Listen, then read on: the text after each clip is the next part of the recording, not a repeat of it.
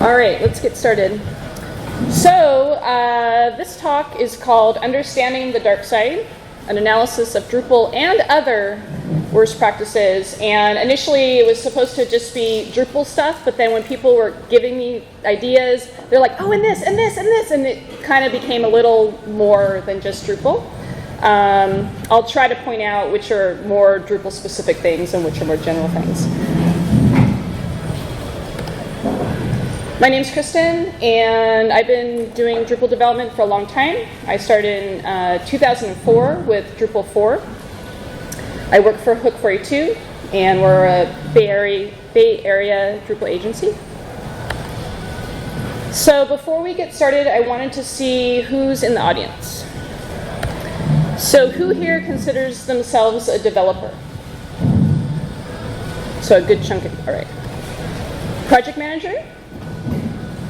Oh, a fair number. Site builder. Ah, a lot of you. All right. Of course, a lot of the same hands are going up. Themer. Okay, a few of those too. And then who considers themselves a newbie? Maybe you've only been doing Drupal for, less than a couple years. All right, so we've got a few of you. Intermediate, like maybe 2 to 5 years of Drupal. A few. Who considers themselves an expert? Right. Okay, so you're going to help participate and throw in some extra worst practices then. All right. So I just wanted to start with saying that, we all make mistakes and it's okay. So if you do something wrong, don't beat yourself up because it's, we're all going to make mistakes, and it's always good to understand that, and it's okay, and we're going to learn from it and do better. So, what is a worst practice? And I thought that this particular slide was pretty representative of a worst practice. So if you're given a weapon, maybe don't point it at yourself. That's probably not a good idea. And for this talk, actually, if you don't like Star Wars, I'm sorry, because there are a lot of Star Wars pictures in here.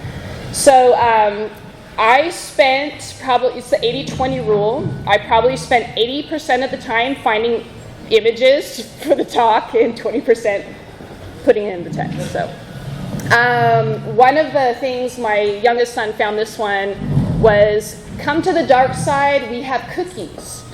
And I actually did bring some cookies if anyone is really hungry, so you can come up after and have one of those. So initially I was going to focus just on Drupal, but it kind of became bigger. So we're going to talk about lots of different topics. My focus when I do Drupal work is architecture, content strategy, programming, module development, that kind of thing. I'm definitely more kind of architecture and backend. I'm not a front-end person, so I do have a few front-endy things here, but I don't know that much about I have done theming in the past, but that was like 3 or more years ago, and things have changed so much. So I'm going to touch upon a lot of these things. I'm not necessarily an expert in every single one of these things, but I've talked to people and collected some of the things that they found annoying when inheriting a Drupal site or that kind of thing. Or things maybe your previous self did, right? And you're like, oh, 5 years ago I built that site, and yeah, that wasn't such a good idea. All right. So you might think these are boring bullet points, but I want you to see that actually each bullet point is a Death Star. That's very important to know. So these are Death Star bullets. So one thing I want to talk about is SEO. And if you don't know anything about SEO, that's okay. Actually, my business partner, Amy's in the audience. She's going to be doing a SEO talk. I think it's 3:30, is that right? Tomorrow afternoon. So if you want to learn more about SEO stuff, go do that. So SEO is search engine optimization, and the idea is you want people to be able to come to your site, and you want search engines to be able to find your content and rank you well when people are typing in keywords that you care about, right? So that's what search engine optimization is, kind of in a nutshell. So I'm going to talk a little bit about some not so great practices for SEO. Everybody does it, and there's this click here thing. Like, who started that? I have no idea, but it's annoying and it still persists today. People will say, blah, blah, blah, blah, blah, click here. And the problem with that is if you're using the click here for the link, which is what you're probably doing, then who knows what click here for what, right? So you don't have any context. So if at all possible, you want to have the words that are related to the page you're going to in the link, right? Seems pretty obvious, but it happens all the time. Another thing is hidden text. And actually, for the themers in the house, be aware of this. It's okay if it's a mobile responsive thing and you're hiding things because you're changing sizes and stuff. That's okay. But it's more, oh, well, they decided they didn't want this text on the page, but oh shoot, I don't want to go in and try to, jigger the content type or whatever, so I'm just going to hide it with CSS. Please don't do that, because if you have, especially if a big chunk of content, and it's hidden from the search engines, and there's no way to get it, Google doesn't like that. So it's going to say, oh, hey, what are you trying to do? You're trying to spam us? Are you trying to trick us? So you want to try to avoid hidden text. And I've seen very advanced Drupal people do this and not even really think about it. So it's such a quick, easy thing just to display none for text, but try not to do that. Broken links, pretty obvious. You could use link checker or something like that to make sure that you don't have broken links, but that's going to hurt your SEO if you have a bunch of broken links on your site. Okay, so text on images is a little bit of a gray area because sometimes it's really the only way you can make it look good with the text, and you've got a design firm and they want it all pretty, and if you try to do text on an overlay over the text and that over the image and that kind of thing, it's not going to look just right. But when possible, try to avoid putting the text on the image and actually have it in the content. It's better for SEO. If you can't do it, then do the next thing. Well, you should always do the next thing, but always have some alt and title text that matches the image so that they can at least pick that part up. A very common one is not redirecting either from the www to non-www version of your site or vice versa. You need to pick one and decide which is the official site, and then set up a redirect from one to the other. And the reason why this is important is because if you have both, then it's considered duplicate content. You can actually set this up in Google Analytics, or actually Webmaster Tool, well, they could change the name. Google Console, I think they call it now. So you can set it up there. You could also set it up in htaccess file. Kind of seems obvious, but duplicate content, and that comes in a number of ways. So you might literally be copying chunks of content all over the site and just showing it at lots of places, and that's not a great strategy. Or it might be more accidental that you have a URL and you have an alias and different pages and basically didn't mean to have duplicate content, but you effectively do by having the same sort of different URLs show the same thing. And if you go to SEO Talk tomorrow at 3:30, that'll be covered. Page title, and when I'm talking about page title, I'm not talking about the node title that shows up on the page, but actually the title bracket that's in the meta tags for a page. You want to make sure that those are unique across your site. That's super important. And same with the meta description. So the meta description is what shows up if you go to Google something and there's a search result.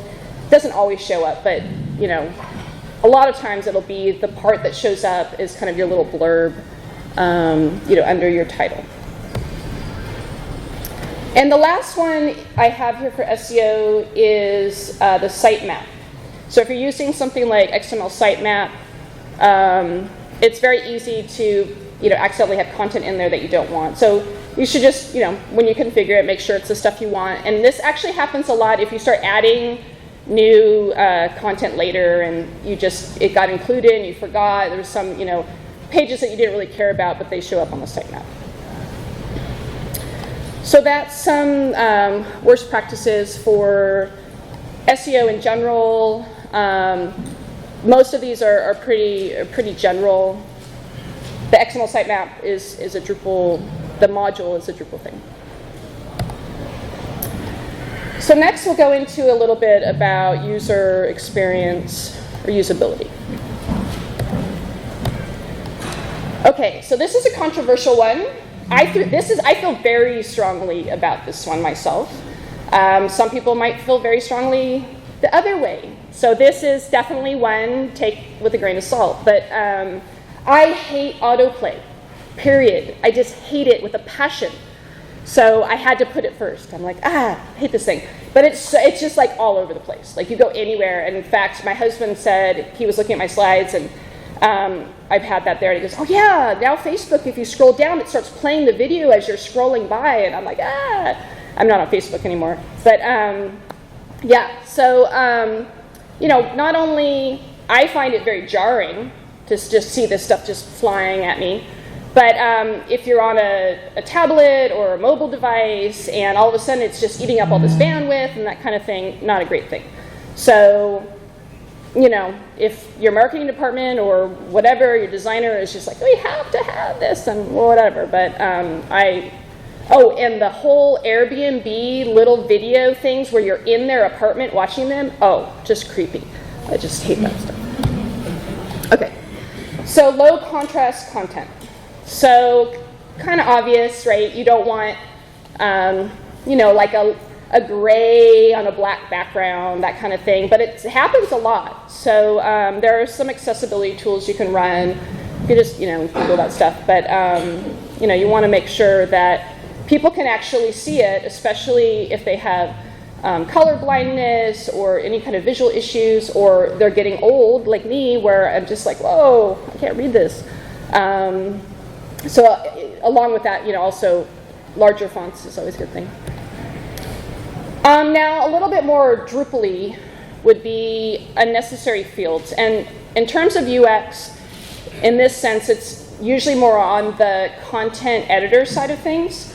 So if you're just building these content types out and just throwing in the kitchen sink of this field and that, things are going to get confusing. So, and sometimes what will happen is you start building stuff and you think you need a bunch of fields and then turns out you don't need them. So you need to kind of go back occasionally and go, oh, are we not using that? Okay, I'm going to rip that out. So it's something that's you have to just be on top of, and especially if you're in for the long haul and working on the same project for a long time.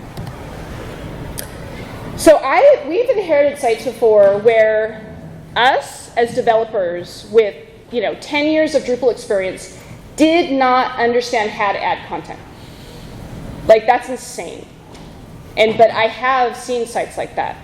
Like, they decided there was like this 5-step process where you decided you're gonna add some node, but that's not what you see, and then you add a menu item, and then you add some context, and then it's just like some convoluted spin around 3 times, and just you gotta make it easy, right? These people need to be able to add content and not have to go through 5 steps to do it. Ideally, they click edit and it's all there. That's the ideal. Now it doesn't, sometimes it's not what happens. If sometimes it makes sense to use Panelizer or things where it's a little bit more hidden. But okay, maybe it's 2 steps to get to the content, to edit it. But it's not 5 or whatever. It needs to be very straightforward. And And there are lots of talks specifically about just this one thing. It's like the body field blob. So if you just have a content type and it's a title and it's a body field with a WYSIWYG, and that's all you're giving them, that's just horrible, because they don't, okay, well, I put it in, I want an image, well, how do I make it pretty and align it, and, you know, and it's just, it's really frustrating for user experience. And also, you're going to get a lot of variety, like one editor comes in and does this thing, and another one puts in, you know, so you want more consistency, so it's good if you can have different content types, maybe with different layouts, and, you know, think about it. And that kind of boils down to the last one, which is basically you need to think about content strategy. So if you just think, oh yeah, well, I've got an article and a page, I'm good to go, right? Those come with core, I'm just going to use those. But then all of a sudden, your marketing team wants a bunch of different kinds of landing pages, they have different layouts and things like that. You know, you need to step back and think about, like, how are we going to make it easy for them to enter this content and for us to be able to display it. And there's lots of different ways you can do it, and I'm not saying that there's any one right way. People use panels, people use display suite, you know, context, and all these different things. So, and sometimes one tool's better than another. So, but you need to think about it and try to find something that's going to work. Now, I couldn't find a good Devops picture, so my son was looking for pictures for me, and I was just like, oh, that's just too cute, I have to put it somewhere. So we've got a Chewbacca, a baby Chewbacca, who's, you know, just too cute to use. All right, so for DevOps stuff, you need to use a code repository. I mean, most people use Git these days, but if you don't, that's fine. You need to use something, because you need it stored in a way that you have a history of what you've been doing, and if you don't do that, I worked as a freelancer for tons of years, and there would be projects where I was the only person, but I used a code repository, because you're not going to know what you did 6 months ago, or 3 weeks ago maybe, right? So you need to have some history, you need to be able to go back if you mess something up, or they decide they changed their mind and you needed to go back to some other code or whatever. This is pretty common, especially for people who are, you know, doing most of the stuff on their own. You know, you just commit this stuff and you don't, you know, check in, and you don't really put something. But ideally, if you're working with any kind of ticketing system, Jira or whatever, Basecamp or something, if you're actually keeping track of things that you're doing, the best thing I've seen is you actually put the ticket number in the commit message and then something. You know, I usually put the ticket number, some really short kind of general idea of what that ticket is about, and then kind of a more specific thing, oh, I'm fixing X. Because there'll be several, you know, there'll be lots of commits sometimes for one particular ticket. So that's the pattern that I tend to use, which I really like. No backups. And this is really common. In fact, I was guilty of this. I have this Kristen.org site, which is really, really neglected. It's on Drupal 6, it was on Linode, and I was like, okay, well, let's move it over to Pantheon. And the person I asked to do it, he contacted me. He's like, so yeah, do you have a copy of that? I'm like, what do you mean? Like, well, I kind of deleted it all. All right. So fortunately, I didn't have a official backup, but I had a copy on my computer and whatever. And if I lost it, it wasn't the worst thing in the world. I hadn't touched it in 4 years, but yeah, definitely good to have backups. Okay, so caching, it's also, it's a performance thing. Out of the box, Drupal 7, they don't really turn on any caching for you. In Drupal 8, they do, which is great, so you don't have to think about it. But so you're gonna, at least do the out of the box stuff. So you go to the performance page, and there's some things you can enable. That's great.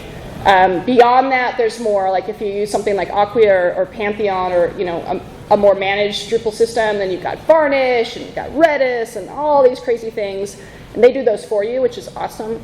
But you do at least the minimal things. And along those lines, one thing that's great for caching is views. So, and there's different rules depending on, you can add some other modules to do views caching, but for views you can cache like based on time, like okay, just update it every 5 minutes, or you could do it based on content. So it'll be smarter and actually try to update, it'll only refresh the views cache if some of the content that's in the view has changed. Performance monitoring. I really like New Relic. And there is a free version of New Relic. Unfortunately, it only gives you, I think, a day of data, which, it's better than nothing. But if you can swing it and pay for the pro version, which I think is about $150 a month if you do the year plan, if you're small, that's a lot of money. But it's super great if you do a pro plan, and there are other performance monitoring, but I just particularly like New Relic. If you do something that stores the history, you could look back and see trends and see like what are your slow pages, your slow queries, and all that kind of thing. Super great, especially if you have downtime and need to be able to go in and try to figure out what's killing it. Is it a query or something like that, or maybe it's some JavaScript that went crazy. Another thing is downtime monitoring. So, not that we want to be alerted every time the site goes down, but it's kind of important that, it's great if you know before the client knows, when they're pinging you that the site's down, you're kind of like, oh, sorry. So we typically use Pingdom, other systems too, but that's a pretty easy one. And that one's pretty inexpensive. Okay, so no development workflow. So if you're doing everything on live, that's really bad. Really bad. So your development workflow, if it's just you and no one else is involved, your development workflow might be you get it working on your machine, and ideally there's at least some other environment that mirrors what your live is somewhere, whether you call it dev or staging or test or whatever, it doesn't matter. And you use that to let the client look at it, test it, or whoever, the end user, person signing the checks, and say, okay, is this good or not? And then you push that stuff up, right? And the way you push it depends on your workflow. So we use Pantheon and we use Acquia. We've used other things in the past, but typically we save our stuff in features, and features, I'll get to that later, but you want to be able to get the configuration up to the site in a sane way without having to reprint. So I'm sure many people have created a new content type on their local, and then you're like, oh, well, we need that on the dev site so someone else can look at it. Oh, and then you recreate it there, and you're like, oh, well, that was kind of lame. And then you recreate it, well, they say, yeah, it looks good, and then you recreate it online, manually recreate it, field. You don't want to do that, right? So you want some sort of more optimized workflow. And this one, last one, really depends on how much cron stuff you're doing. But if you're doing a lot of cron tasks, so cron is something that runs regularly, that runs any kind of, you might clear caches or things like that. You can write your own cron tasks. So if you're doing a lot of that stuff, so sometimes you'll have daily ones. You don't want to run them all right after midnight, right? Because you might end up having a cron that takes a minute to run or something. So you want to make sure that, so there are ways around that. You can code it when you're writing your cron task. You could just say, oh, I want to run this after 3 a.m. or whatever. There's also something called, I think it's Alicia, I'm not sure if I say it right, but Alicia cron, which you can schedule all the different crons that you have on your site. Okay, so QA or testing. No peer review. So if you're alone developer and you don't have anyone else on your team, then you're kind of stuck here, right? You could put a duck and talk to the duck or whatever, but ideally, if you have more people on your team, even if they're not necessarily savvy with your particular thing, it's still good to talk to them about it. And maybe you're just demoing what you did and getting some sort of more user feedback. If they can't understand the code, that's okay. But just someone else to talk to that's not the end user who's going to be using it, to try to make sure that you think your approach is good. No unit testing. I'm very guilty of this. A lot of times clients don't want to pay for, they just want it tomorrow, and they want you to go fast. So this is something we're trying to do more of, but it is a hard one. There's always lots of talks on different types of testing. So unit testing, with that I mean you write a function and you're going to write a test that it's going to test basically that function. User testing is more like I'm going to put this in front of real people who might actually use the site and see what they think, right? So if you don't do user testing, you're kind of possibly setting yourself up for failure, because you think you might know, oh yeah, they want this, but then when you launch it, it falls flat, right? Because you didn't have any feedback on what they really want. So there are ways actually to pay for user testing pretty inexpensively. But even if you just, find some people who would maybe use the site and buy them some pizza or something, you might be able to do that too. So load testing, if your site is expected to be big, then you need to do some load testing, right? So if you don't do load testing and you launch, it could fail miserably if it's actually a popular site, or maybe you have a new feature that's launching and a big press release or something like that. If you use one of the Drupal hosting companies that is performance-based, then a lot of times they'll do this with you because they're big on the infrastructure and do the load testing. But you could use tools yourself to do this as well. If it's a small site and you don't expect a lot of traffic, then it's not a problem. Okay, so regression testing just means that you have a bunch of features on your site and you added new functionality, and you want to make sure that the features that you had didn't break. And this does not have to be automated. Great if you do, but you can just manually, someone just go and check the major features of the site and make sure you didn't break them before you push out new stuff to the site. Super important. You won't necessarily catch everything, though. I have this one site that's got, I swear, 2 million different pieces of functionality on it, and invariably, no matter what we push out, something, sometimes it's big, sometimes it's small, but something gets overlooked. There's just too many things to test, so we're trying to do more automated testing, try to cover some of the things. But for regression testing, you at least need to test the most important things. No QA process, so that kind of boils down to especially the regression testing. But ideally, you test on your local and you're happy with it, you push it up to some dev site or testing site, you have someone who's in charge of testing that feature, right? Official person. They don't have to be an official QA person, but they need to be someone who's, they've been assigned the task that they're going to QA this, right? They're going to test it and make sure it does what it's supposed to do. And that happens before anything gets pushed out to live.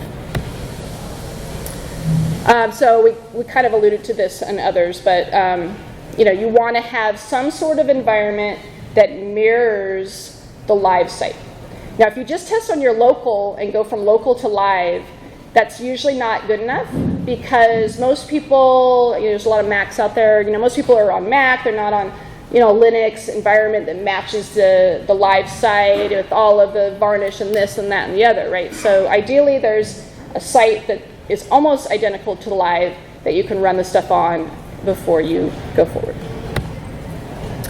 No documentation. I wasn't sure where to put this one because no documentation kind of falls into many buckets. Put it under QA, just seemed fine. But yeah, so user documentation. So people that like content editors, if they're going to use their site, try to write them some help pages. Either you could inline it into the site if you want, or just an intranet, a Google Doc, whatever, just something so that they can know how to use the site. And then for me, we build a lot of complicated backend features and ones where like the developers are like, wow, this is so complex. So we have to write our own documentation to understand how this big thing works. Again, any kind of testing stuff or documentation often gets pushed on the back burner, but it can bite you in the butt, because if you don't have that stuff, you're going to push out bugs that you could have avoided, or people aren't going to know how to do things.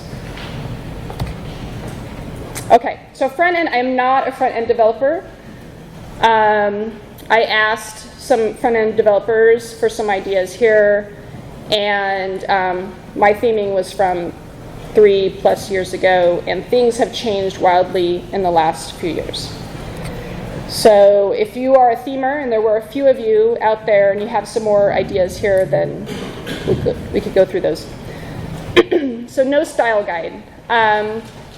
So this is something that's become more of a standard, that you have something that's going to say what your fonts are, your font sizes. If you're doing an H2, it's this, and H3, it's this, that sort of thing. Link colors, that kind of thing. So style guide is just basically a collection of information that says that these are the styles we're going to use. Pretty simple. There's different tools of using it. I don't think it really matters too much.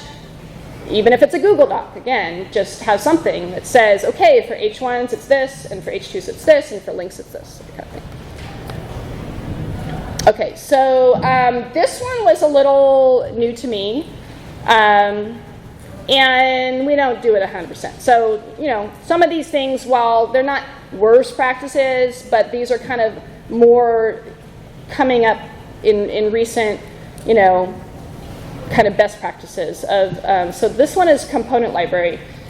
So I said, okay, well, what is it in a sentence? And basically, it's a collection of thingamabobs.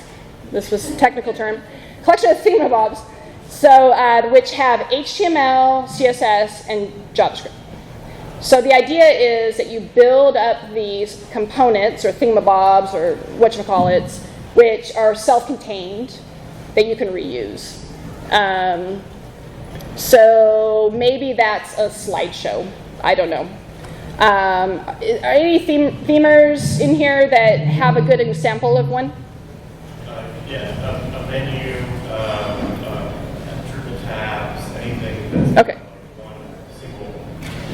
Okay, great. So if people didn't hear that, so like a menu or Drupal tab or something like that. Yeah, often we'll do different view mode structures in the library. So we'll have like, what does a teaser look like in the list, or what does a sidebar teaser look like, and stuff like that. So, okay, so parts of a page, or maybe a part of a view mode or something like that. So again, this is really kind of more in the last few years. This has become a more popular front-end design pattern. So we're just starting to use this, and I don't know if we have any talks on it this weekend, but it's something interesting to see. Okay, so this is a big one. Promise pixel perfect pages, right? I mean, crazy. Like, don't do that. Like, if possible, don't design in Photoshop, right? Design in the browser, do wireframes, kind of get a sense of, and then maybe do a style guide and get some idea of what things might look, maybe mock up, some key pages to just get a feel for it. But don't ever say it's going to look like that. It's not going to look exactly like that. Yeah. Why? It's damn hard. That's why. It's super hard. No, not with the mobile web and responsive design, and no. Yeah, well, okay, I take that back. You might be able, at one particular width, maybe be able to do it. It's technically possible, but it's not at all advisable. It's like, you want to be a complete neurotic person that pulls their hair out at night, you need to go to the internet. But it's not worth it. Yeah. The big benefits to business, how much money they have to pay you to make it so perfect. What if it's mine? Then do whatever you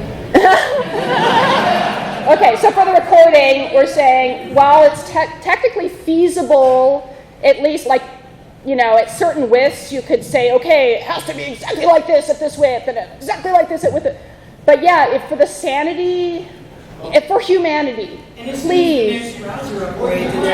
Right, and then it's once the browsers update, who knows, right? It's all back to right. So you want to get the feeling you're going to get more or less there, but it's not everything being just right. It's not going to happen. I would say you're looking for proportionate hierarchy more than you are like it's this exact amount of. So you're looking at the whole and not getting people can zoom and all that. So Yeah. You're really looking for more of like bigger skull. Like how is it overall? Right. Feel right. Exactly. I would also kind of say that if you do promise that, you're doing a disservice to your clients and not helping them understand how the web works. Right. So since we're recording, so good feedback. So basically, if you're saying that you're going to do pixel perfect design and you're going to implement that, you're doing a disservice to your client because they need to understand that the web is you're trying to be responsive. You're trying to go to all these different devices, and it doesn't. It's expensive for one. If you're really going to try to do 100 devices and make everyone just exactly well, do you want to pay me for that? No, you don't want to pay me for that, right? So we do have some clients that are a little picky and have to do a little bit of that, but it costs, right? That's a big expense. All right. So this is a little bit more of a Drupal thing. I'm sure it applies to other frameworks as well, but you don't want to put programming logic inside your template files. So in your theme, so like the .tpl, .php files. Now, you might have an if, X, show this, else, whatever. That's fine.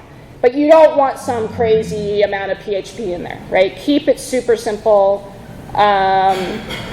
I've been guilty. I'm a back-end person who did theming for years, so I was guilty of this one, definitely. Okay, so we're going to do some architecture stuff. Not reusing fields. So you can reuse fields, right? So if you have an image field, you can use that on several content types. You can use it on a user. You can use it on comment, right? So reuse fields when it makes sense, right? So if it's really the same type of thing, go for it, right? Use it across different entities. That's fine. But if you're like, well, it kind of is that, but not really, then go ahead and use something different. Distribution. So sometimes it's very tempting. So a distribution is basically a Drupal installation that's got lots of goodies in it, lots of modules, and it's got stuff already configured, and it's just awesome. So I don't know if anybody has any favorite distributions out there. Throw out some names. Commons. Thank you, Dustin. Khan? Is that what you said?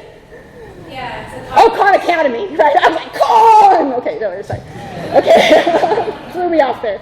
Okay, so there's OpenAtria. There's just a lot of distributions, right?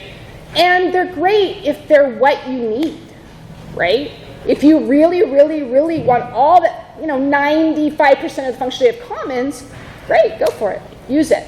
But if you're like, well, I kind of like this part of it and that, and, well, not this other stuff, but yeah, I'll just install it. Why not, right? These distributions tend to be super, super heavy and have a lot of stuff going on. So it's not uncommon to have 300, 400 modules in a distribution. Like, really think carefully about whether you're going to use one or not. If it makes sense, like you really need 90% of that functionality and you're going to use it like as is, then go for it. Yeah, and the big one, this one is the Commerce Kickstart is great because they'll show you how to do everything, but if you don't need all those modules for your commerce site, don't put them on because this is very complex. Yeah, so use distributions to learn about how to configure Drupal. Awesome, right? If you're learning like, how did they do that? Install it locally, play with it, see what they did. Great, awesome. So as teaching tools, learning tools, they're awesome, but don't use them unless you really, really need all that functionality. Okay, so Configuration, so these are mostly Drupal-y things, right? So configuration not saved to code. I put a asterisk because sometimes you don't want to save configuration to code. So we tend to use features to save configuration to code. What it does is, you create a content type, you create a view, this, that, the other, you bundle it in a feature, you save it out, saves it as a module, then you can get it to your dev site, to your test site, to your live site. You don't have to redo the work. It's great. Do not save things that shouldn't be in there. If there's a timestamp that gets updated, every time something happens, don't put that in your feature, because then all of a sudden your feature thinks it's been overridden all the time. So you want to save what you can to make your life easier from the configuration, but just be wary. Don't click all the boxes and features. When I first started using the features, I would do that. Just click I'll just save everything. Woo, all right, good time. And then you're like, whoa, why is it being so wacky? It's doing these weird things. And basically there was like timestamps and whether it was updated or not, and things that should not be in features were saved. So this is very common, files at the top level directory. So if you go into a site files, default files or wherever you're storing it, and it's just like, right? There's like thousands of files right there. Not great, not great from a system administration point of view, but also, if you're trying to find something or whatever. So there's ways of setting up Drupal to save into different directories, right? So that's always a good thing. Installing all the modules, so tempting. It's like, oh, I'm going to go and install another one because, well, it does pretty much what I want. Okay, oh, and that one, well, kind of pretty much what I want. Right, and all of a sudden you're like, wow, I've got 300 modules. Maybe that's not such a good thing. Every module you install takes up resources. It's going to slow down your site. So just be picky and think about it before you install that module. Yeah. Is it more that you want to enable the modules? Or install? Well. That's a good question, actually. So the question is, well, is it okay if I have a bunch of modules in my code base, but a lot of them aren't enabled? Yes and no. If you had them enabled at one point and didn't uninstall them properly, then there's still stuff sticking around, okay, which is a bullet somewhere. But, and also, it's just kind of hard, right, in terms of your brain. Like you go to a directory and there's 300 modules, but you're only using 150. Well, which ones are you using? And you have to go check, and you're like, oh wait, I thought I was using that one. No, I'm not. Oh no, that one's disabled. So just I think for your own sanity, try to get rid of them. If you want to test something, great, test it, try it out, and then I don't want to use it, rip it out right away. Yeah. There's also a security issue associated with it, which is that if you install a lot of modules, not enabled, they get out of date.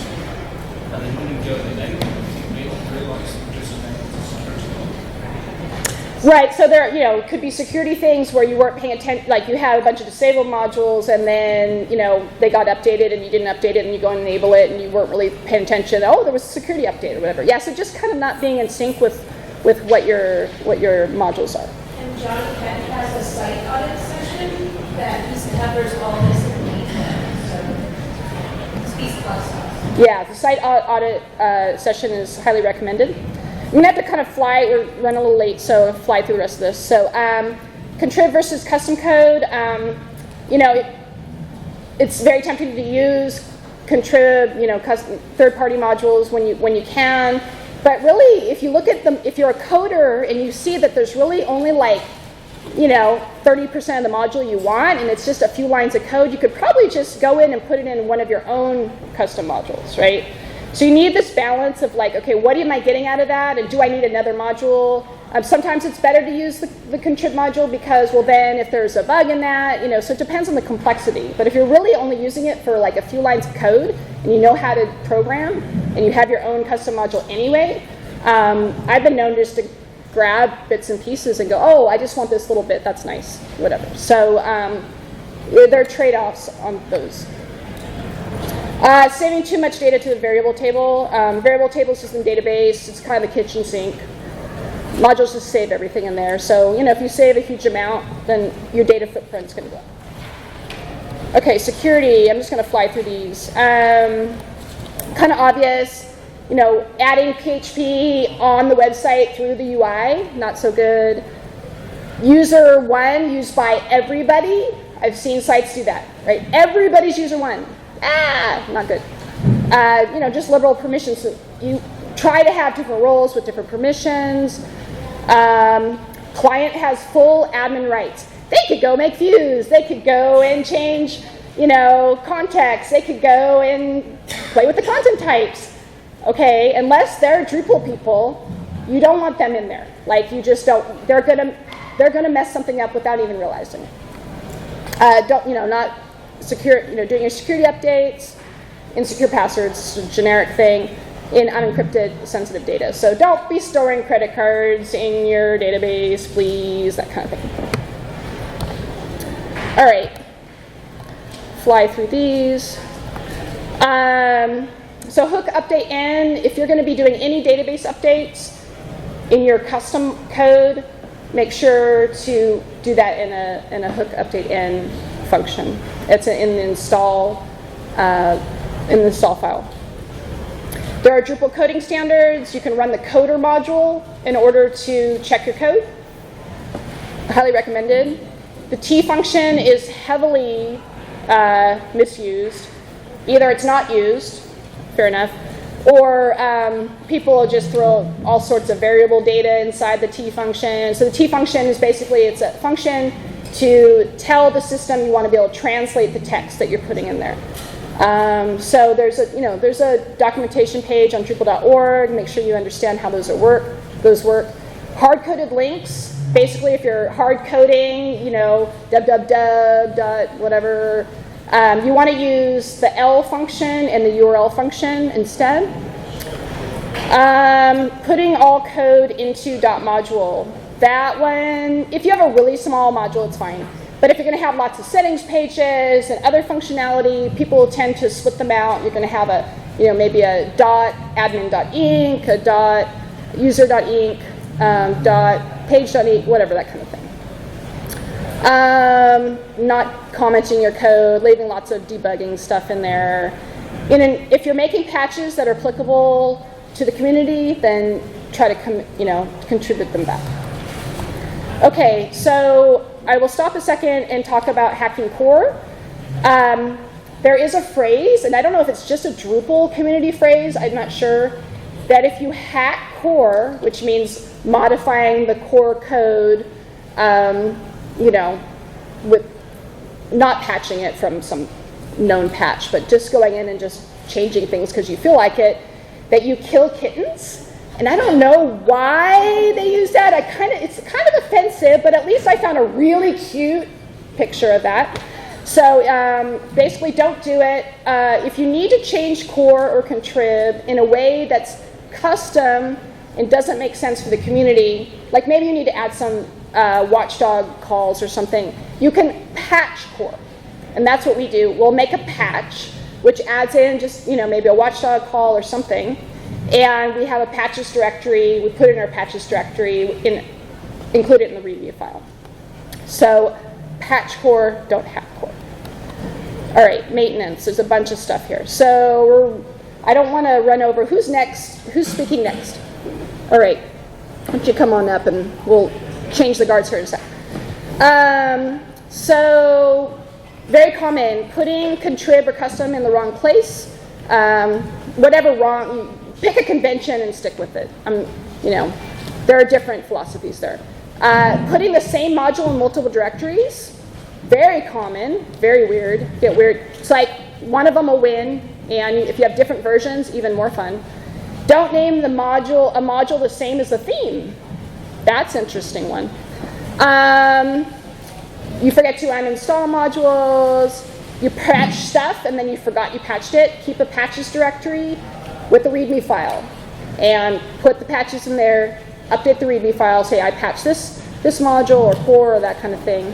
Why? Link off to the issue. You forget to remove a module before uninstalling it, and this is a performance issue. So you want to make sure that you always uninstall fully before you remove it. Dev modules on live. Okay. And this is pretty much it. So, you know, make sure you're updated with your core updates and contrib updates as best you can. Security, definitely. The other ones, you know, as you can.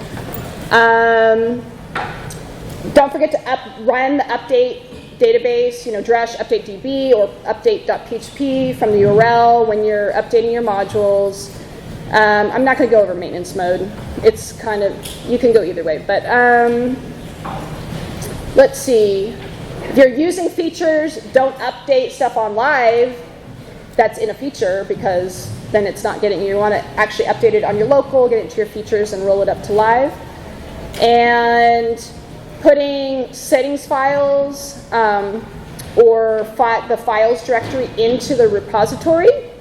There's ways of putting settings files into the repository in a smart way, but out of the box, you don't want to check it in just the regular one. You could have the default ones, but if you check in the regular one, you're going to be clobbering each other if you have multiple people on the project.